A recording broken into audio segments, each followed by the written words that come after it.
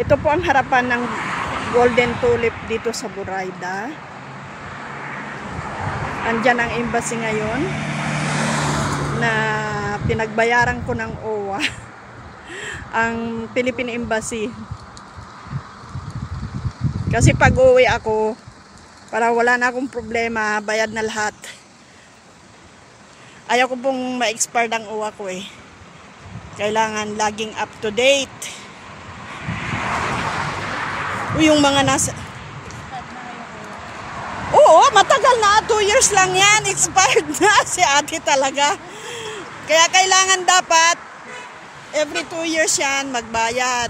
Paano? I-renew ko na lang sa Pinas eh. Hindi, wala ka nang babayaran dyan. Huh? Sabi ko nga sa'yo, pag kukuha ka ng OEC mo. Oo.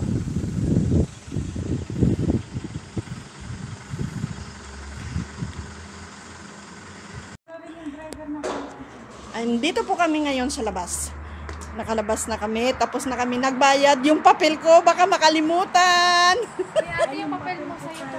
Ayan po. Pera yan na amo ko. Kaswerte mo nga eh. Kasi yung iba, sa bagay lahat naman talaga binabayaran nila.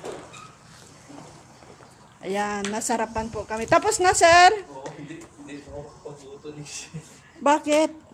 kasi daw nakapili na yun sa next election na lang. Presidential na. Sige po.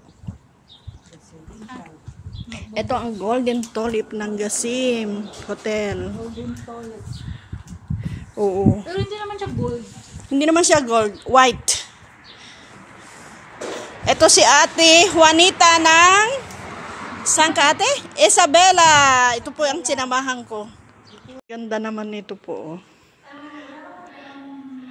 Oh, ang ganda po. Tingnan nyo po yung ano nila, oh. Ang ganda. Ang ganda, oh. Ang ganda nitong bulaklak, oh. Ang ganda po, oh. Nakagala na naman kami. Nagbayad po kasi ako sa ano, eh. Nagbayad po ako ng OWA ko. Ayan po. Punta po kami doon sa second floor. Ito, ang ganda.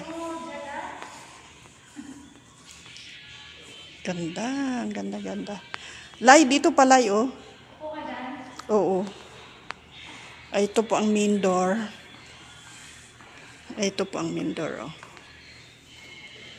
May playground. Hello!